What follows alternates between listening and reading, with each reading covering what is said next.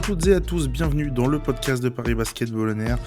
Podcast qui va forcément, encore une fois, être un peu décevant à mon avis pour les supporters parisiens. On va parler de la performance ou non-performance, ça dépend dans quel sens vous voulez le prendre, du Paris Basketball contre la JDA Dijon. C'était ce samedi soir, donc déplacement en Bourgogne pour les Parisiens qui ont manqué le coche, qui ont manqué le step de relancer une série de, pourquoi pas, victoires. Il y avait eu une belle une victoire convaincante contre Trento en milieu de semaine, mais là, Paris s'est complètement effondré après avoir largement mené, défaite 99-88 contre la JDA qui a fait une très très belle deuxième mi-temps. On va parler un peu de tout ça, et pour en parler avec moi aujourd'hui, c'est Antoine qui est avec moi. Salut Antoine. Salut Flavien, salut à tous. Antoine, on démarre tout de suite sans plus tarder. À chaud, là, vraiment, on est, allez, 20 minutes après la fin du match, donc on enregistre vraiment quasiment dans les conditions du direct. À chaud, qu'est-ce que tu retiens de ce match? Forcément, beaucoup de frustration, à mon avis, côté parisien, beaucoup de déception. Très frustrant, tu l'as très bien dit, au final, c'est un ascenseur émotionnel qui est encore plus intense que les autres qu'on a déjà eu à vivre cette saison. Paris qui rentre très bien dans sa rencontre, qui fait bien tourner le ballon, qui défend bien, qui profite bien des erreurs, dijonnaises, vraiment qui en arrive à en tirer, le meilleur profit, que ce soit dans ses actions collectives, dans ses tirs ouverts qui sont assez intelligents, dans sa défense aussi qui est très intéressante, sa façon un petit peu de réagir vraiment au changement, dijonnais, enfin voilà, de out-coacher, totalement, les Dijonnais cette première mi-temps. Il y a une vraie satisfaction collective de voir, cette équipe parisienne, débuter la rencontre et puis, on va en reparler dans le détail, Vladadam, comme on dit, énorme chute, un troisième quart-temps catastrophique, une balle qui tourne plus, des tirs alors, complètement ratés et puis, Dijon qui revient parce que Paris leur donne toutes les balles, toutes les armes pour y arriver. C'est super décevant. Je me rappelle du podcast contre l'Asvel à l'aller. On était dépités, vraiment fatigués. Là, c'est plus il y a un peu de colère aussi contre le scénario de ce match. Tu le dis, un peu de colère, un scénario un peu fou. On va revenir un peu là-dessus, justement, pour commencer. Première mi-temps, tu l'as dit, idyllique. Paris qui mène 57-38, 58-37, qui déroule son basket. Franchement, on a regardé le match ensemble ce soir. On était plutôt agréablement surpris, en fait, du comment la balle bougeait en attaque, comment ça défendait très bien. Il y avait des plans spécifiques un petit peu en défense, notamment sur David Olson au début, qui prend 2 fautes très vite, mais on voit Paris switcher sur à chaque fois qu'il a la balle, et ça va switcher. On préfère mettre un grand plutôt qu'Evans, enfin un grand comme Evans par exemple sur Olson, plutôt que lui proposer des tirs en passant. On est passé systématiquement sous les écrans, ou alors on a switché. Et et il y a cette deuxième mi-temps où, ouais, on a l'impression Dijon se réveille parce que Holston met un coup d'accélérateur, mais Paris aussi, met un coup de moins bien, vraiment, dans le troisième quart-temps, et je sais pas s'ils se sont vus, déjà le match remporté, ou si, ils ont eu peur de gagner. Antoine, je sais pas si toi tu as peut-être un élément de réponse dessus, mais en tout cas de voir si cette équipe avait peut-être, déjà abandonné le match dans sa tête, en rentrant en vestiaire à la mi-temps. Alors c'est qu'un point de vue personnel là-dessus, on n'aura jamais la réponse des joueurs et toi, moi, et les auditeurs seront peut-être pas d'accord avec ce que je vais dire. Mais, je vois pas Paris avoir peur de gagner sur cette rencontre. Je vois vraiment une équipe parisienne, déjà bien, impactée, touchée par les fautes d'un Tyrone Wallace. C'est un problème dont on va parler, à la Maine notamment et on a vu une équipe parisienne vraiment baisser en intensité, retomber dans des travers de mauvais choix et en face, on a vu une équipe qui gagnait en confiance et qui rentrait tous ses tirs. Donc en fait, plus la confiance des Dijonnais montait, grimpait, montait en intensité, plus celle des Parisiens et leur efficacité baissait et ça devenait vraiment très, très affligeant. On voit pour vraiment citer juste le score, on est à le 3e quart-temps, Paris, le perd 34-13. C'est énorme, c'est vraiment monumental. En plus, ce qui est encore plus frustrant, c'est que Dijon commence par mettre 7 points, 7-0 très rapidement et Paris réagit encore une fois, en mettant 9 points, il me semble, directement de suite, pareil 9-0 Et on se dit, voilà, cette équipe parisienne a là les capacités de réagir, du caractère. Et au fur et à mesure, on a vu ce caractère disparaître pour laisser place à un jeu totalement aléatoire. J'ai trouvé vraiment ce jeu très aléatoire dans ce troisième quart-temps, que ce soit pour les différentes raisons qu'on va évoquer, du coaching et certains joueurs à certains postes. Eh ben, on va commencer à y rentrer si tu veux. On commence par quoi tu veux commencer d'ailleurs? Est-ce que tu veux parler? Parce qu'on avait 2 choses. En fait, on avait un thème qui allait être un peu les line-up dans notre, dans de paris sur ce match parce qu'il y a eu voilà, il y a eu des choix de coach qui nous ont paru un peu étranges, même s'il y a eu c'est un peu, en tout cas pour le côté meneur arrière, ça a beaucoup été balancé par les problèmes de faute de Wallace et de Gauthier Denis. Mais on a vu quand même des line-up qui étaient assez étranges, où le porteur de balle principal, c'était soit Marc Gigic, on en reparlera plus tard, soit Michael Roll qui a allez, 2 entraînements dans les pattes avec l'équipe et avec des joueurs autour qui sont pas forcément des shooters ou des joueurs avec qui tu peux donner la balle avec l'assurance d'avoir un panier derrière. Antoine, tu veux commencer par quoi?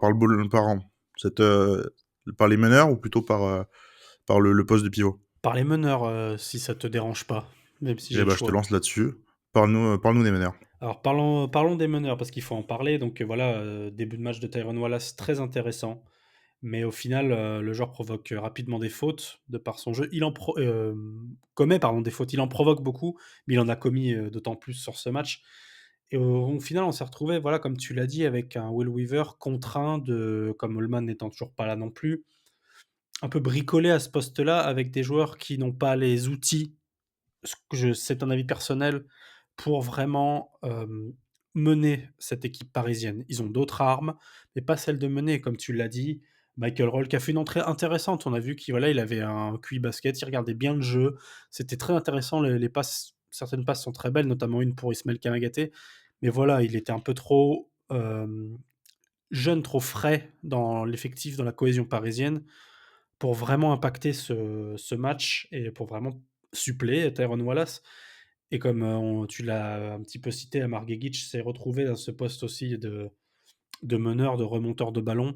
Heureusement, on n'a pas vu Toupane qui le fait de temps en temps. Là, ce match-là, on l'a pas trop vu. Mais justement, voilà, restons sur Amar Gegic qui n'est pas dans son rôle, on va dire. C'est pas une qualité, 1re chez lui de remonter le ballon, c'est un joueur qui a des fortes qualités techniques et au final, en fait, on a vu un jeu totalement arrêté, là où la première mi-temps apportait une intensité, un jeu rapide, une balle qui tournait vite, des tirs qui étaient pas forcés, qui étaient assez intéressants, comme on l'a déjà dit, face à une deuxième mi-temps globale où les Parisiens faisaient tourner le ballon, vraiment, c'était même plus demi-terrain, c'était vraiment du jeu arrêté, pas de mouvement, on comprenait pas très bien les écrans de nos intérieurs dont on reviendra, qu'on fait un bon match et Weaver qui change constamment de line-up avec, enfin des line-up personnellement que je ne comprenais pas. Peut-être que nos auditeurs ou toi, les auront compris mieux que moi pour, ben, au final, voir Dijon totalement revenir.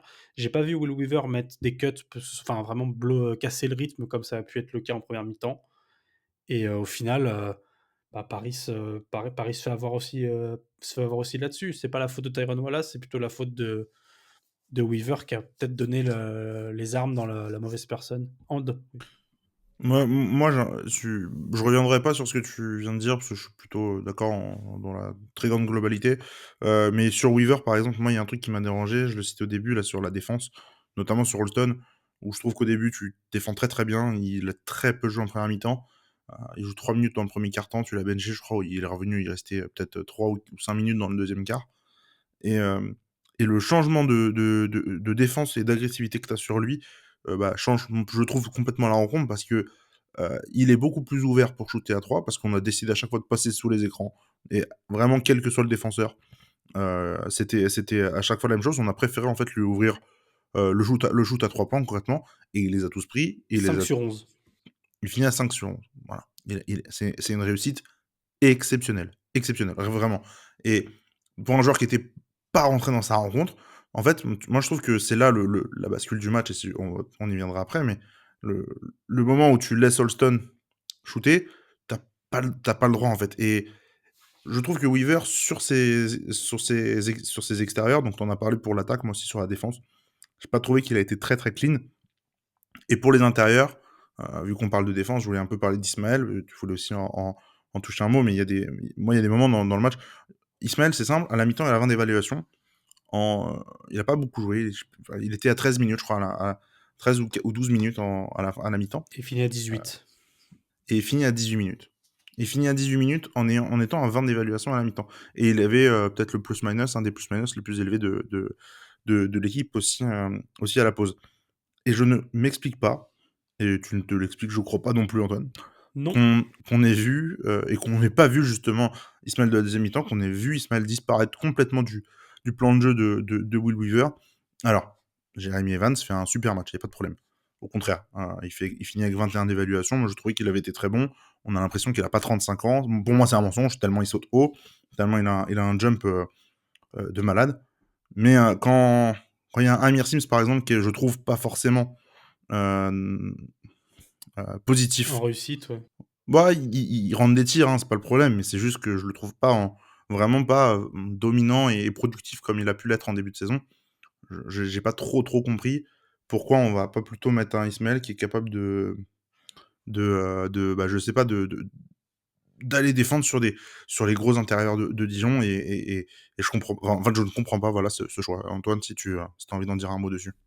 Non, non, tu as très bien réagi. Pareil, je rajouterai pas grand-chose à ce que tu as dit sur la présence aux intérieurs, voilà, même si, voilà, on aurait aimé voir un peu plus Isma, ce qui ne remet pas du tout en cause, au contraire, la belle prestation de Jeremy Evans, qui est sûrement un des joueurs, qui est le joueur qui s'est le plus, montré ce soir. Donc on l'a un petit peu cité, mais le moment charnière de cette partie, vous l'avez de toute manière tous compris si vous avez déjà vu le match, si vous avez un petit peu écouté le début. On voulait parler évidemment du troisième carton qui commence petit à petit cette année à devenir un énorme problème, on va pas se mentir.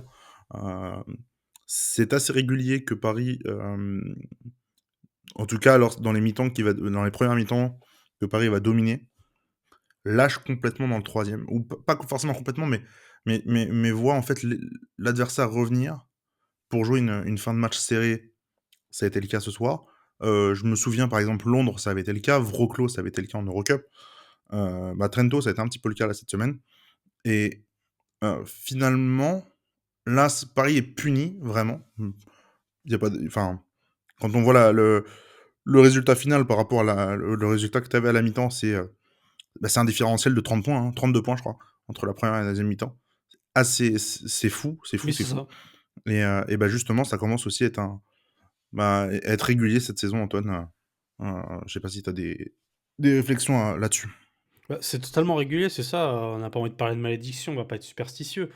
Mais, quand même, on sait ça pousse à réflexion, en fait. On se demande: «Qu'est-ce qui se passe? Qu'est-ce qui peut se passer?» Et c'est la question qu'on s'est même posée en off, pour rien cacher. Il y a 2 aspects. Tu mènes de 21 points à la mi-temps. Tu te dis qu'il faut assurer, il faut continuer comme ça. Enfin, on imagine que ça peut être un discours de Weaver, tout en rappelant ce qui peut être amélioré. Et revenir de la mi-temps, te prendre 7 points, tu mets 9 comme on l'a déjà dit, et derrière se prendre un boulevard et se prendre 34 points, mais alors vraiment avec, comme on l'a déjà assez cité, on l'a déjà pas mal dit, beaucoup de lacunes, beaucoup de problèmes, des problèmes défensifs, on faisait plus la même chose sur Holston. Mais à ce niveau-là et ne pas savoir réagir et voir, cette équipe sombrer de plus en plus, c'est à se poser la question justement, est-ce que c'est Dijon qui a augmenté son niveau? Ce qui est sûrement le cas et ce qui a été le cas sinon ils auraient pas gagné comme ça. Ou est-ce que c'est Paris qui s'est écroulé? Et en fait, on se rend compte qu'il y a les 2. Paris s'écroule, mais, en s'écroulant, en fait, il bonifie, mais encore plus le jeu d'une équipe adverse qui a été, ben, poussée à enfin même c'est même pas, je trouve même plus les mots parce que il y a tellement de déception en voyant ce que fait Paris dans ce troisième quart-temps et tu sais que dans ces moments-là, ça va mal tourner. On le sent, en tant que supporter parisien, je parle pour les supporters qui suivent les matchs. On sait qu'au fur et à mesure de la saison, quand ce genre de scénario arrive dans le troisième quart-temps, c'est très rare de voir Paris, repartir avec la victoire ou alors se faire très peur comme contre Rouen ou d'autres équipes comme ça. C'est, il y a 10 000 questions à se poser et quand on les pose au coach, au final, il se base sur le match actuel donc que faire? Moi, il y a aussi, pour embrayer, pour finir là-dessus, moi je ne comprends pas du côté de Will Weaver, en fait, dans le plan de jeu, il y a quelque chose que j'ai pas compris, c'est pourquoi on n'a pas mis un plan spécifique sur Marquis McDuffie, qui c'est vrai n'a pas été, en première C'est vrai. mi-temps, en fait, c'est simple, on ne l'a pas vu. On va pas se mentir, franchement, en première mi-temps, moi je l'ai pas vu. En fait, je l'ai vu qu'en bout de chaîne, puis rentrer un tir, mi-distance, 2 tirs, 3 tirs. Bon OK. Puis en fait, le petit à petit, bah, tu le vois, enfin moi, c'est surtout en 2e mi-temps qu'on le voit beaucoup plus, mais l'assassin silencieux. En fait, c'est qu'on pour moi, on l'a très peu vu, construire, des choses et vraiment, je me souviens à l'aller, il avait été vraiment, impactant du début à la fin et là, en fait, bah, il a été impactant, mais ça ne s'est pas vu et à la fin, il finit avec 27 d'évaluation en rentrant des tirs super, super importants. Il prend 15 rebonds, c'est fou, c'est fou et le niveau de Marcus McDuffie, en fait, je ne comprends pas quand un joueur comme ça parce que concrètement, s'il y a pas Victor Wembanyama, à ce niveau-là, depuis le début de la saison, pour moi, c'est lui le MVP du championnat. Moi, je ne comprends pas qu'on n'ait pas, côté Paris, préparé quelque chose de spécial contre lui en défense notamment et qu'il se soit amusé. Franchement, il y a eu beaucoup de situations où tu le retrouves, heu, s en bout de chaîne, à mi-distance ou alors il va rentrer un fadeaway type, on en parlait, type Amarassi où, en se retournant et cetera. Les tirs, c'est des tirs difficiles, mais c'est des tirs qu'il empoche et il va les rentrer sans problème. Je te propose, Antoine, qu'on passe sur le joueur du match dont on voulait parler. Non, ce sera pas le MVP de la rencontre, ce sera, pas non plus, Axel Toupane comme on en a parlé la semaine dernière, même si, encore une fois, sa prestation, mériterait qu'on en parle, un peu plus sérieusement, je pense. Laisse à désirer, on va dire. Voilà. Mais on va parler ce soir d'Amar Gegic qui, nous a bonifié encore une fois d'une prestation, mi-figue mi-raisin, si je suis gentil. 13 points, 3 rebonds, 4 pertes de balles pour 8 d'évaluation. Au tir, c'est pas trop mal. Pourquoi, Antoine, on n'a pas aimé le match d'Amar Gegic? Alors déjà, tu avais sonné un petit peu tiré pardon, la sonnette d'alarme il y a quelques temps sur les prestations qui devenaient de plus en plus, compliquées, on va dire, pour Amar Gegic. Et pourquoi on n'a pas aimé alors ce match? Parce que la prestation d'Amar Gegic, c'est l'archétype même de la prestation du Paris Basketball sur ce match, c'est-à-dire une première mi-temps très réussie, très intéressante et une deuxième pas réussie et pas intéressante, mais dans le mauvais sens du terme. Je m'explique parce qu'il est passé du joueur, on parle bien sûr de cette rencontre, qui, arrivait à avoir des tirs ouverts, qui parvenait parfaitement à attaquer le cercle en première mi-temps en pénétration, c'était très intéressant. Il se battait au rebond, il arrive aussi à faire quelques passes, enfin un joueur complet et en deuxième mi-temps, on l'a vu totalement, en porteur de balle, comme on en a déjà un peu parlé, ne pas savoir maîtriser, ne pas savoir mener son équipe, ne pas, lancer les systèmes aussi, hein. Il y a eu quelques moments où dans la communication, Gueguic, on le voit faire des grands signes de la main et personne réagir, vraiment, ne pas être, dans une cohésion avec ses coéquipiers sur le terrain et sur certaines actions, on va pas parler d'autre chose et au final, un joueur qui prend aussi des tirs très compliqués, qui force énormément. En fait, il fait un petit peu penser, sur cette seconde mi-temps, à ce que pouvait donner Tyrone Wallace quand il était blessé en début de saison et qu'on trouvait que c'était compliqué.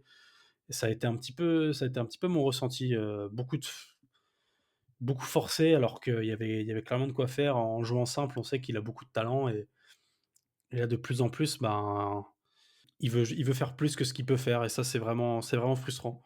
Moi, je vois un plafond, en fait, en Amar depuis quelque temps. Je trouve qu'il l'a largement atteint.